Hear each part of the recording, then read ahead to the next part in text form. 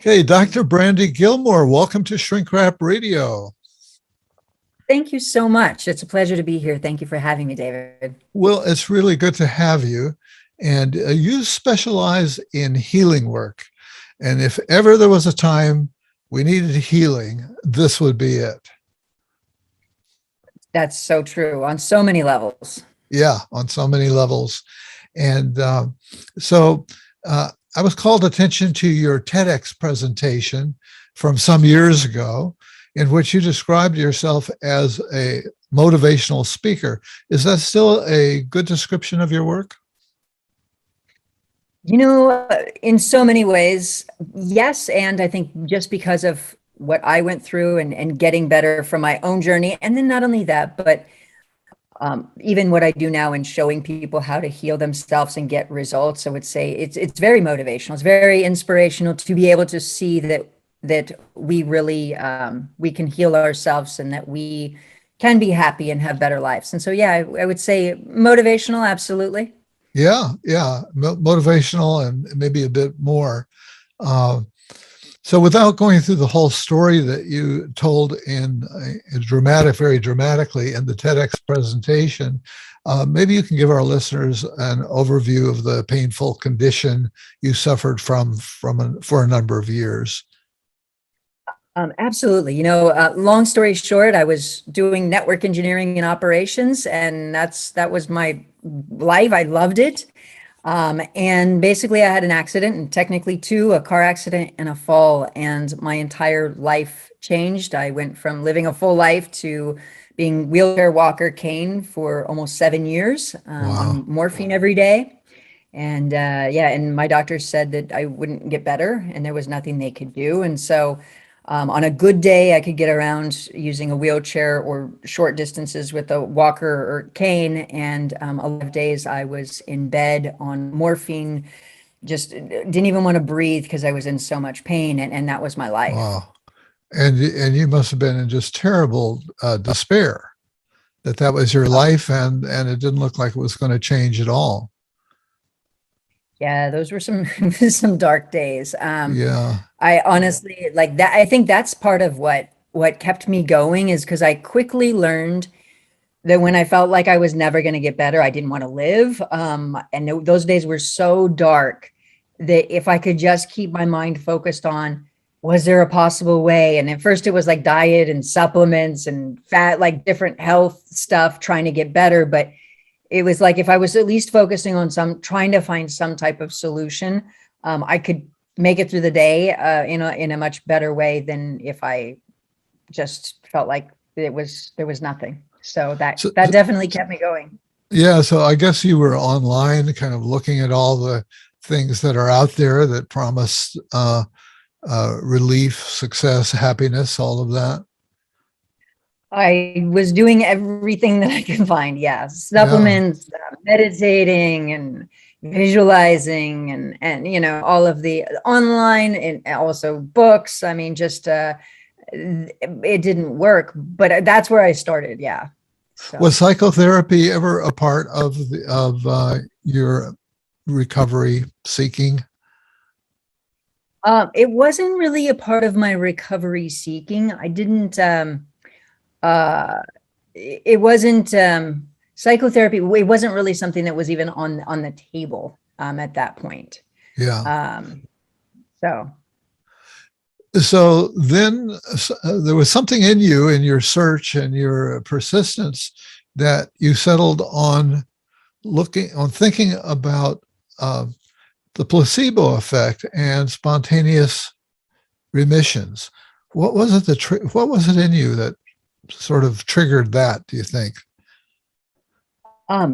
When I wasn't getting better, so it was kind of like when they told me I wasn't going to heal, I said, I wasn't willing to give up. And so I kept asking for more and more doctors, and I would go in and there would be entire teams of doctors who would see me and try to figure out some plan. So I was going through like nerve ablations and infusions and all this stuff.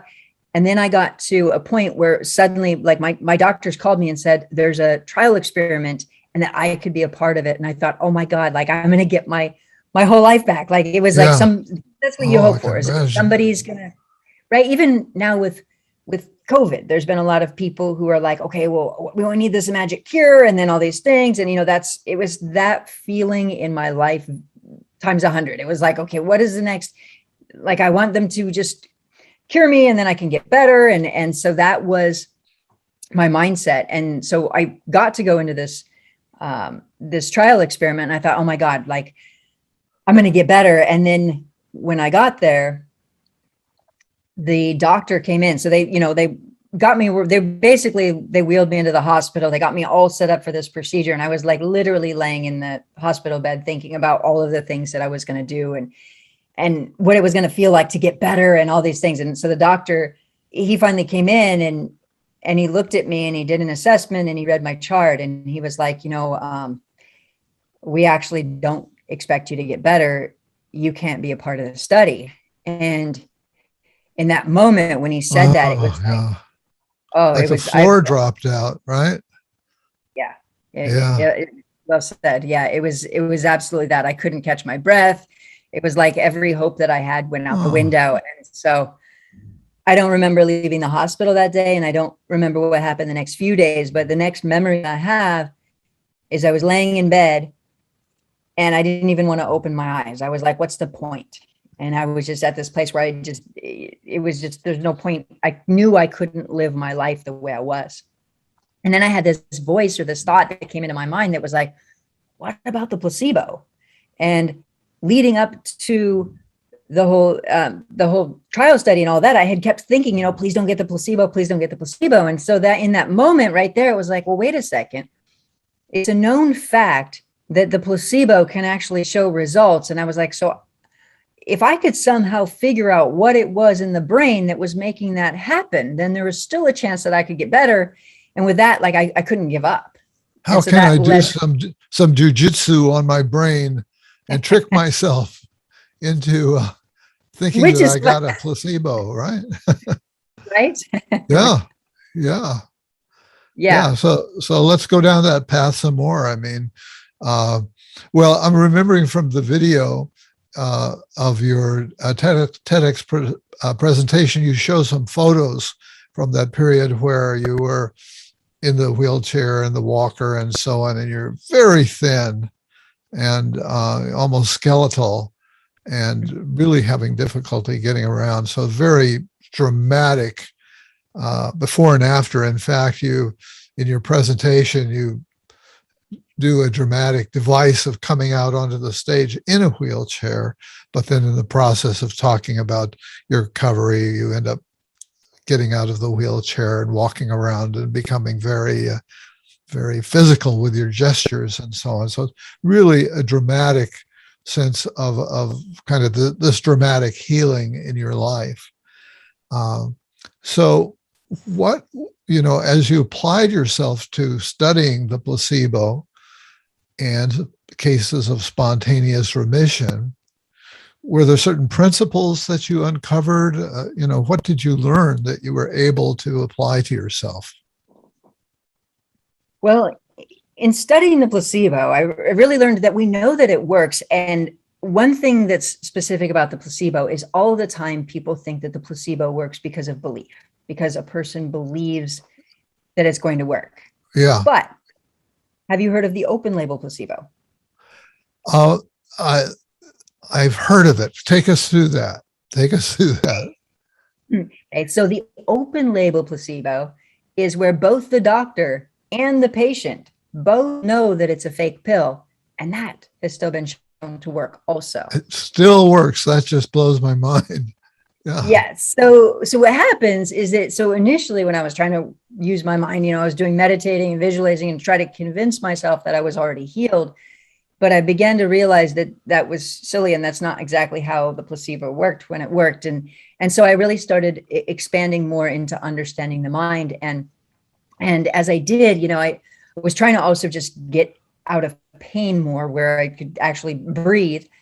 And so I started looking at pain in general. And one of the things that came up was even the fact that 80% of amputees still experience pain. And in my head at the time when I was frustrated, I was like, great, so I could literally amputate my body and there's still an 80% chance that I would still experience pain. And so that to me made me start questioning everything. And then something else that made me really, really woke me up was the awareness that people with multiple personality disorder can have different ailments when they're in different personalities. They can have asthma in one personality and not in another, or blind in one personality and not in another, or pain, or all kinds of things. And so that to me had me start looking and really understanding the mind and neuroscience, and really started delving into more about why on a practical level the placebo could work, and why also what else was going on that we weren't necessarily noticing in the mind. And so that's where that led me. Yeah. I've often speculated in this series about the placebo and thought about it, because I think that lots of psychotherapies, I think, are tapping into whatever that mechanism is. I think they're tapping into that somehow, and shamanic practices and so on. And so, while for drug studies, they need to rule it out to figure out, okay, what to isolate the the quotes active ingredient. Still, it seems like too powerful a thing to just discard and throw on the junk pile. I love that you said that. I absolutely agree. And I always say that all the time. It's like we have this amazing power in our mind. And instead of understanding it, we're like, okay, well, let's see how it measures up to medication, instead of going, okay, well, wait a second, let's understand this power. Like, if we know that our brains have this power, what if we empowered everybody? What if we understood it? And that's exactly the path that I went down. It's like, because I had no other choice. I was like, okay, well, I have to do something. And did you have any kind of religious background? Would you say that there's been a spiritual dimension in this? Was there anything in your childhood or coming up that maybe laid a bit of a framework?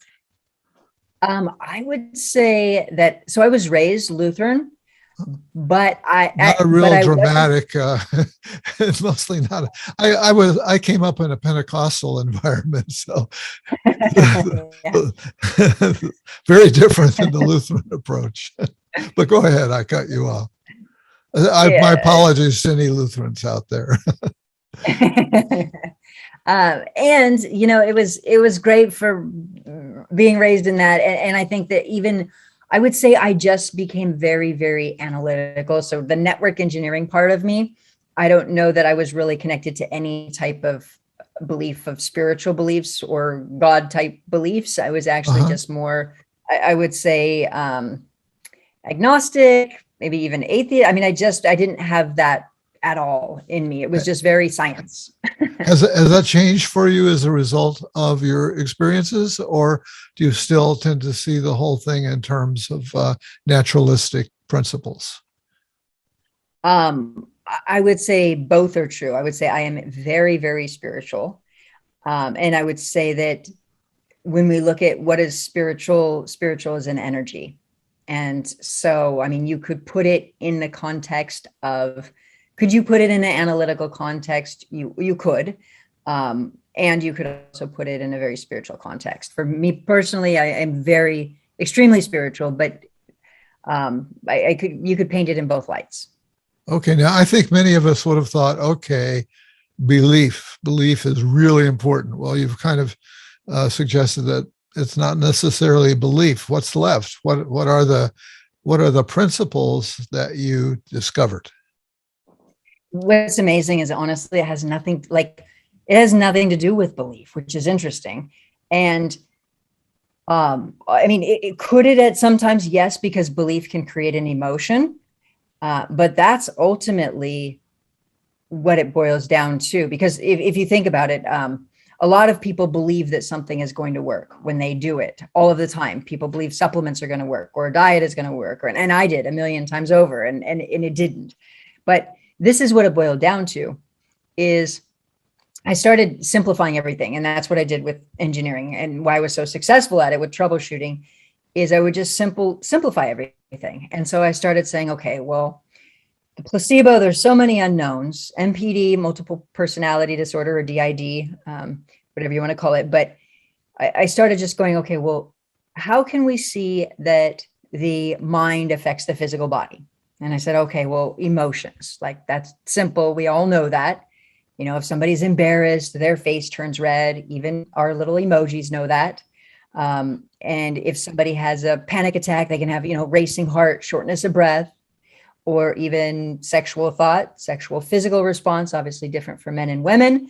But we could see that emotions affect the body. And I said, okay, well, I can see that. And then going, okay, well, how much do emotions really affect the physical body? How much can they really affect it? Well, if you think about a senior who loses a spouse, they have a much higher rate of death, or there's broken heart syndrome, or there's an Yeah. infant who doesn't get enough love. And it's like, well, wait a second.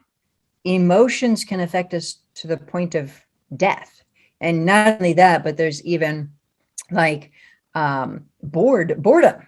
If you've ever heard the term before, bored to death. You know, I always thought that was a saying, bored to death or scared to death, but you can actually die. There's actually medical links from boredom to death, or even scared to death. Yeah. And I started going, well, wait a second. If these 5 emotions can affect us, what about everything else? You know, and on a more analytical level, there's also like psychoneuroimmunology. So it's been proven, you know, that stress can affect the immune system. And so I started to really look at this and unpack this even more about how emotions were affecting the physical body. Yeah. Well, you know, and there's, I think, a new understanding within the world of psychotherapy, the importance of emotion in change, and even beginning to have some understanding about unlocking of traumatic memories, and you know, that they result from powerful emotions, and to go back and unlock those requires a real burst of emotion as well. I'm not stating it in very good scientific ways, but I think you get the idea of what I'm saying, right? Yeah, you know what's interesting is I hear you. And what's interesting when it comes to health is that it can also, and this is kind of what makes it a little tricky, is that a lot of times people think, oh, well, a trauma has to lead to a health issue or something like that. And there's a couple tricky parts. And one part is this, is that if we look at it first and foremost, does stress affect the physical body? Yes, we have scientific proof of that. Okay, but we can also look at it and say there are plenty of people in the military or officers or firefighters who aren't necessarily sick. So how does that work? And one of the things that I found is it takes a certain combination of emotions. Sure. And that's one of the ways I've been able to get radical results. And the easiest way to think about it is, you know, if somebody wants to make cake, if they have flour, they can't make cake. But if you have flour and you mix it with eggs and butter and yada, yada, you can make cake because there's certain ingredients. And so that's one thing. Now, when it comes to a trauma creating a health issue, I have seen, even in working with people, like I saw one guy who ended up having extreme pain going on. And what was going on with him was there was a part of him that wanted to cheat on his wife. And he was having a lot of guilt towards it and a lot of feeling, like there was so many emotions that he had towards it and he didn't even actually do it. And actually I worked with him on my podcast where I helped him to shift the pain. But point being is that that's just like people think that the placebo is all due to belief, and it makes them try to just believe. And I did that, where I tried to just believe I was healed and it didn't work. It's like there are misconceptions. And even when it comes to healing, all of the time I see people who will, that I'll work with, who have been trying to heal through their emotions. And what they do is they'll go through every single trauma that they can ever think of. Oh, this happened when I was 5, and this happened when I was 6, and this when I was 10. And they're literally digging through every single trauma. And yet it's not even related to a trauma. It can be related to, you know, a variety of different things. And so I think that really understanding what a person's feeling emotionally at that time. So even the gentleman that I mentioned, who, you know, part of him wanted to cheat on his wife, and then part of him was like feeling terrible about it. And it was like, it was stuck in his mind. And then he was having all of this conflict regarding it. He had spent time, because he also had like a cancer scare going into it. And all of these things came up for him with his health, and he was having pain and yada, yada. And so in his case, he had been trying to clear every single childhood thing he could possibly think of, and yet the issue was forward facing. And so what you want to think of is not in terms of trauma, but in terms of emotions, and really understand how a person's feeling emotionally, and then work on shifting that. That makes sense. Okay, so we have an interesting situation here where you were very severely ill, damaged from an accident, etc. And through studying trauma and not trauma, studying placebo and spontaneous remissions, you really set about healing yourself. Mm-hmm. Step one. Step two, you go to, if this works for me, it could work for other people, and I can teach them how to do it. So you move from victim to now healer, to a person who's really built a career around healing other people. So that's kind of a big jump. Okay. It is, but I always want to say that I am not a healer. I am a good coach. Everybody is their own healer. And that's they're the ones that have to make the change. So I don't ever want to say I'm healing people, but and technically what happened was is that after I got better, especially being where I was injured and all of that, at first I thought, okay, well, I'm going to show my doctors exactly what I did, and they're going to want to help everybody. But it turns out you laugh also. Yeah, it didn't go that way. But in my head, that's what I thought. I thought, oh my God, I'm going to show my doctors. They're going to want to help everybody. This is so great. So I went to go do that. And, it turns out that people don't really believe that you can heal with the mind. And then I was like, okay, well, I am going to set out and I'm going to show people that you can get amazing results. And so that's what I started doing. And then I would start taking people who are experiencing chronic pain for years, and I would coach them to use their mind and release the pain.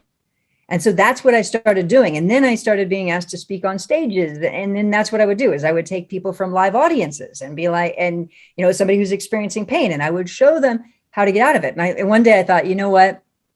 Somebody in the audience is going to go, that's a plant. That person didn't really have pain. They couldn't really do that. So then what happened? Yeah. So then I started doing it under thermal medical equipment. So you could actually see the thermal scan change. And it's like, it looks like this, is that if somebody has, let's say they have neck pain, and on the thermography scan, what'll happen is that it's like this, it'll be like this big red area that shows a bunch of heat coming from the problem. And then I just show somebody how to use their mind to change their specific emotions. And in real time, you see the scan change from red to green as their pain goes away in real time. And so it's fun because then people could really see, oh, this person does have pain and pain is going away. And then what happened from there is then, it just came about to show people that we're all amazing and that we could heal. And it came from that place, but then one thing led to another. And then the next thing I know, I just started teaching people. I think one of the things that bothered my heart was just that during my injury, when I started looking at illness, that's when I realized how much it impacted so many people. I mean, there's something like 1.5 billion people who live with pain. And I was like, well, wait a second. So after the doctors wouldn't take it, it just became this motivation to want to show people that we're all amazing, to show people how amazing our minds are, and to prove to people that we're incredible. And so that's how that all unfolded. That brings to mind a quote that I really need to look up and find out if this is in fact is a real quote. I think it might be from Winston Churchill, but I'm not sure. But something to the effect that most of the world affairs are being run by people who don't feel very well, who don't feel very good. I would wonder about that. I think it's a great quote, because just about everybody's got little chronic things, right? As time goes along that they're dealing with and Yeah. emotional issues and so on. Yeah. But this to me is part of what is exciting about the whole thing with healing is that, and you know this so well as a psychologist, that our thoughts help create our lives, right? You believe that? I think I do. Yeah. You see how much it's just how much they influence a person's behavior and how much uh, if somebody's stuck in trauma or stuck in negativity or stuck in patterns, they get stuck, and that Yeah. creates their life, and they spend that time. So even if we look at it on a clinical level, we can just see that happens. Or we could even take something even a little bit more esoteric, if you will, and look at Einstein's quote, imagination is the preview of life's coming attraction. So we can see that, or we can even see that, if there's a lot of people will have patterns of dating. So maybe there's a woman who has an abusive father, and then she leaves him and finds the abusive boyfriend, boss, spouse, etc. And of course, that doesn't happen in every situation, but it can be criticism, or it can be hurt, or rejection, or loss, or sadness, or whatever it is. Like, people have patterned ways of feeling. And to me, what's exciting is, of course, healing and stepping into that awareness of the mind. But for somebody to heal, they really have to change an emotion genuinely. They have to create real change, not like, oh, it's okay, I'm feeling this way, but I have it under control.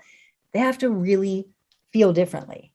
And not only does that lead to happiness, but it also leads to a better life. For example, I mentioned somebody having neck pain or knee pain or hip pain or whatever type of pain.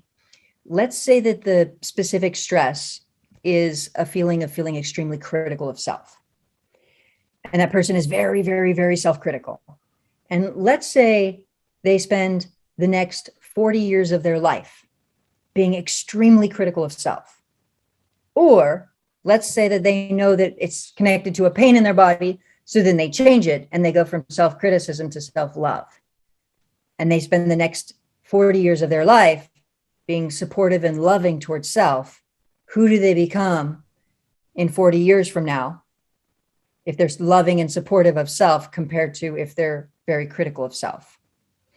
And it changes. It's like we've all heard before, listen to your body. And it's just more true than people realize, that these emotional patterns, these stresses, if you will, but really emotional patterns, don't just affect our physical body, but also affect our life and the trajectory and what we're attracting and connecting with.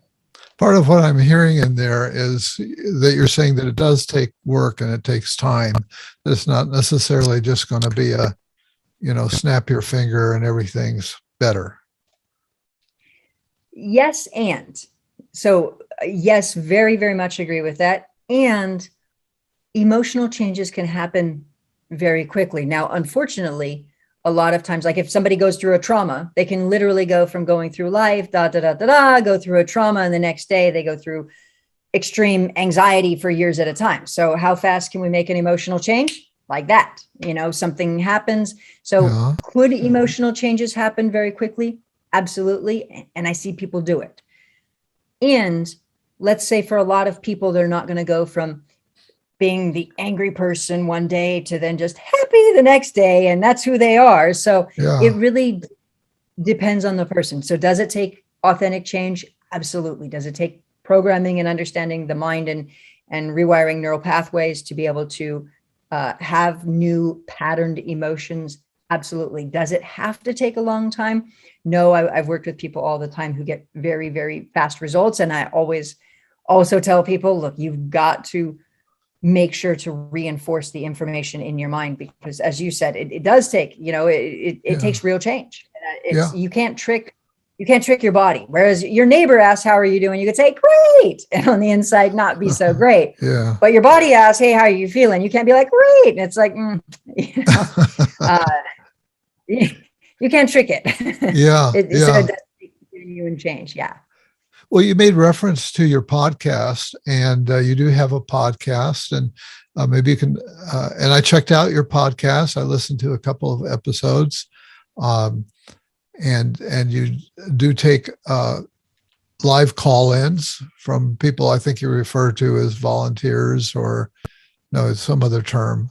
But what? You're right, volunteers. Yeah. Oh, volunteers.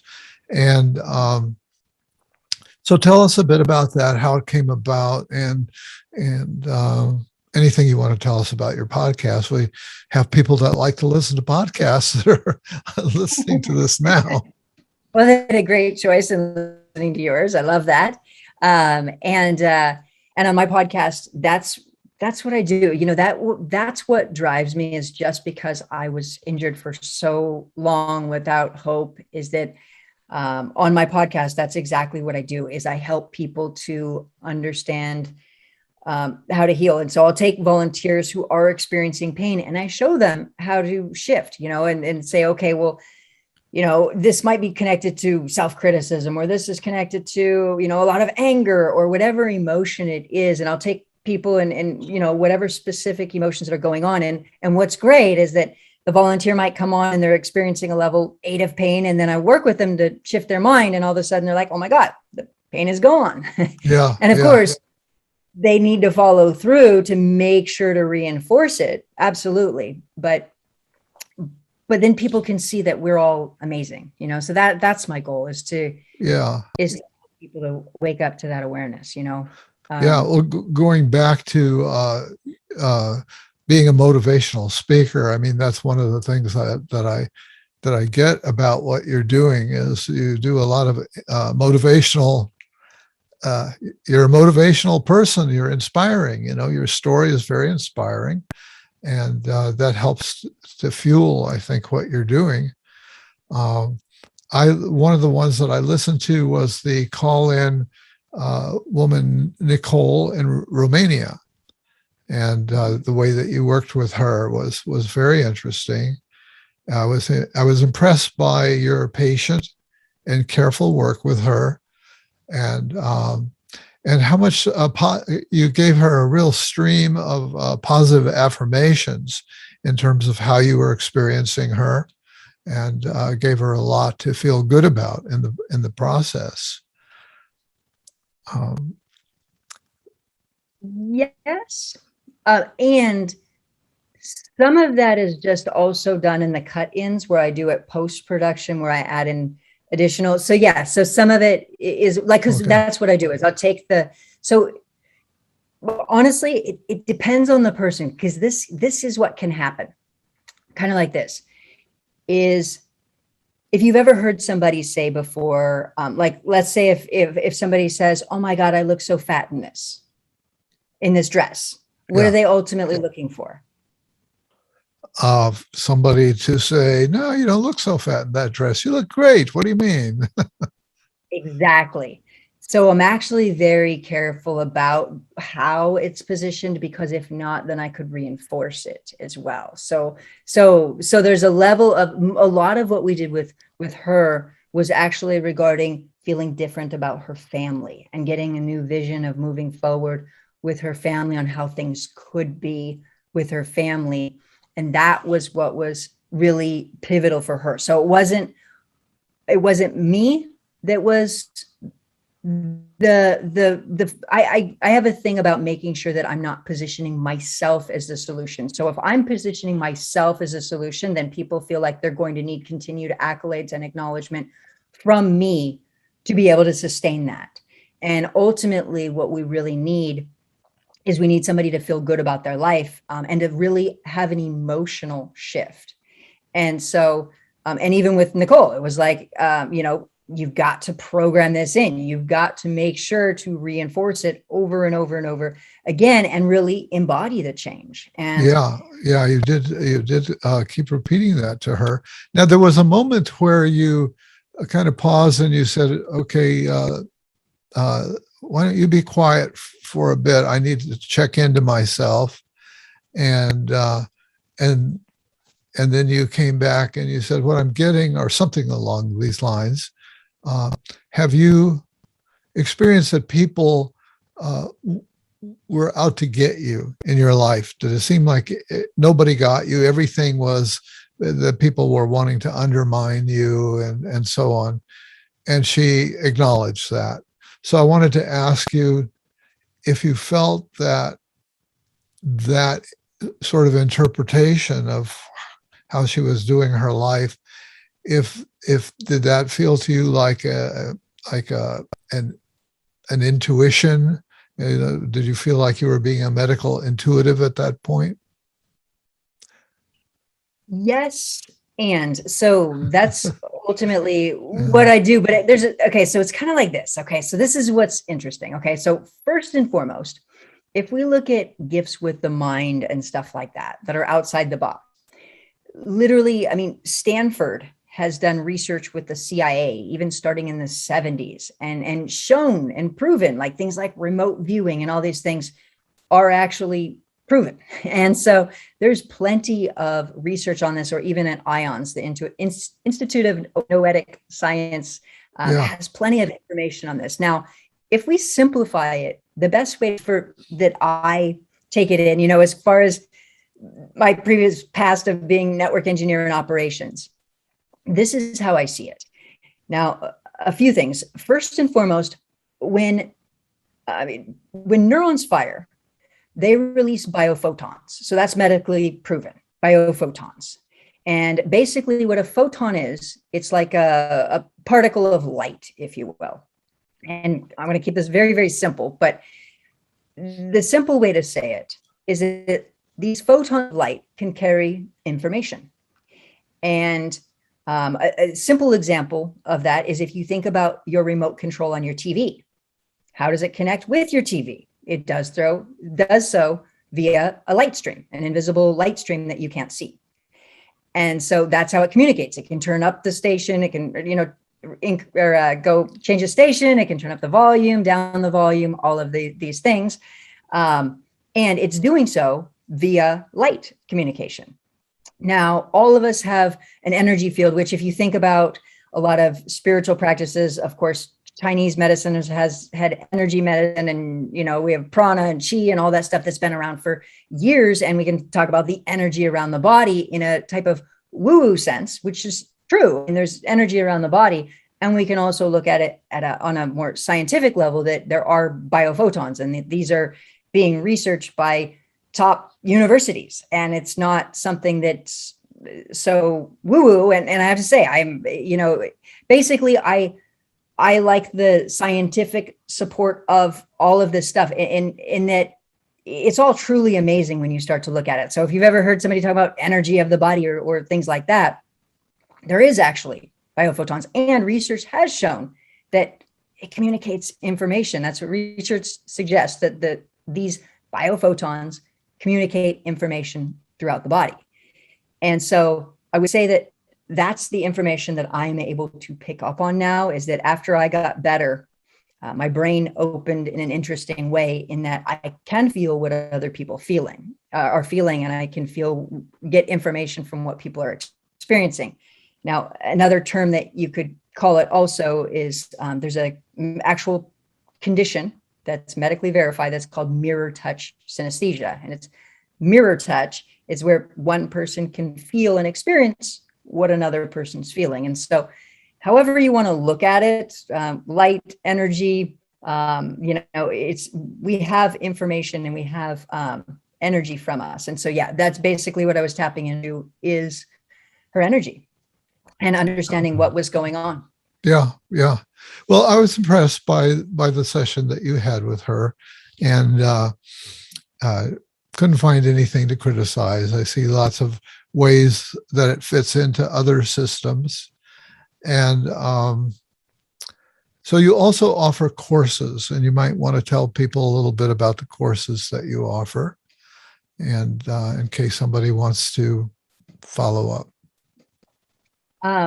Absolutely. I offer courses for people understanding how to implement it, how to not just get a vision, but also get it into the nervous system, because you have to feel it, and to bring in positive feelings and to really create the transformation. So how to identify the specific emotions that are in the subconscious mind, and be able to identify, okay, what is going on? Because a lot of times people aren't sure which emotion is affecting their physical body. And so I have like an entire setup around that of showing people how to figure out what emotion is there. And so it's just, my goal is to empower people. So that's what it does. It teaches you how to use your mind to transform your health and feel happiness and your life and your emotions. Yeah, these are online courses, online packages that are already put together, right? Yeah. And how do you, there's the danger that I think you alluded to, that people are going to think might become very dependent on you, right? Because something wonderful's happened to them, you have magically cured them or helped them. How do you deal with that? They might sort of start to treat you like a guru. And I hear you saying that that's not where it's at, and that you want to discourage that.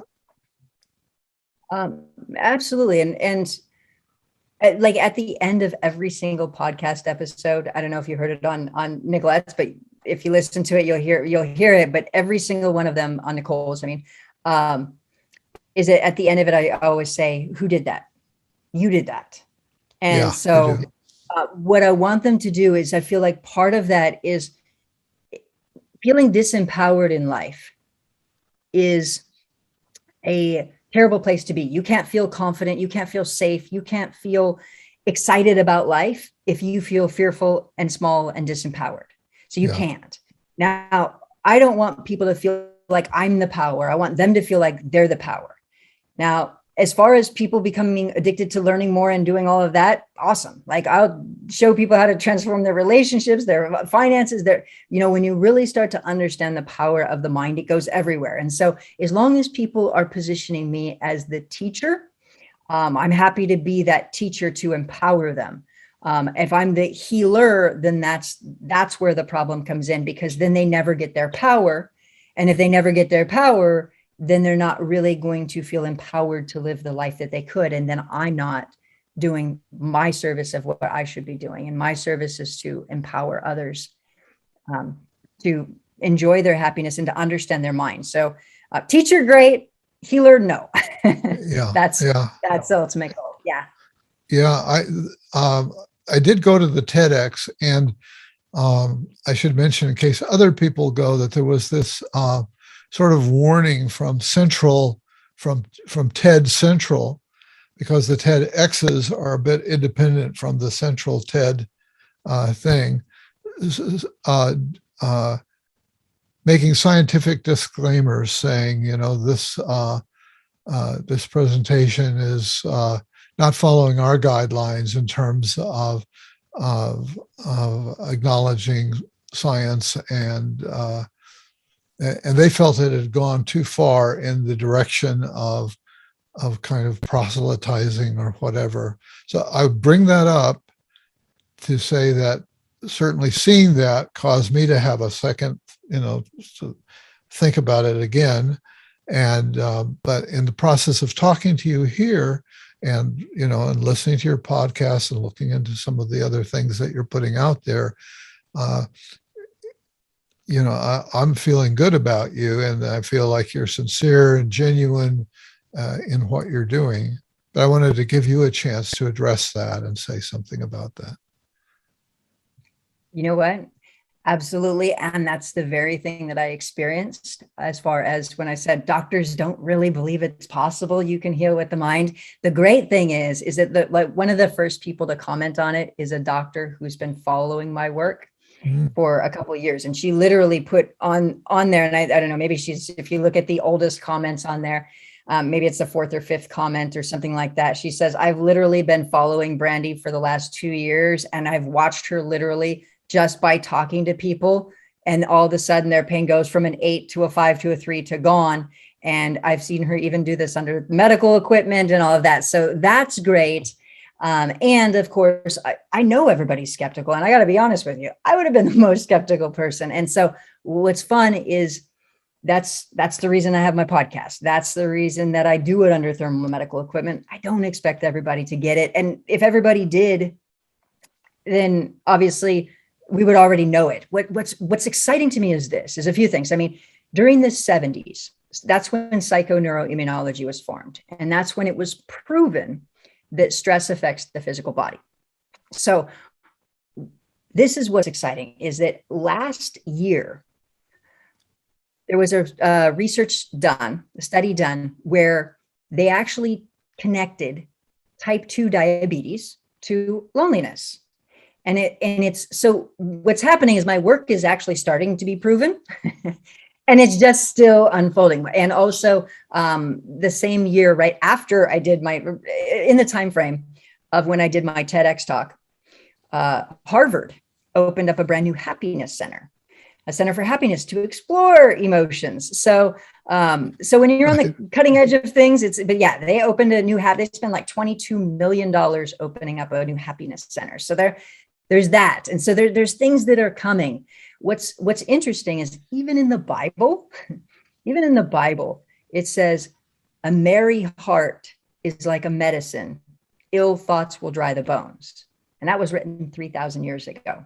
Yeah. And so, so I would say that a lot of people don't think it can happen. And this is what's interesting, is that kind of one of the angles that I see as very, very key is that science has shown, we know now biophotons. So energy used to be like, oh, it's energy. And they would kind of mock and laugh at the idea of energy of the body. And now science is studying energy of the body, and it's called biophotons. And major universities are all doing, like, it's the cutting edge thing right now. And so there's that. So it's just until science can prove something, even when there was like the world was flat, to going around, everybody mocked at that idea too, until that came to change. So I would say that there's a lot of, we're going through a transformation, and it's exciting. It's empowering to the individual. Brandy, how can people find out more about you and your work?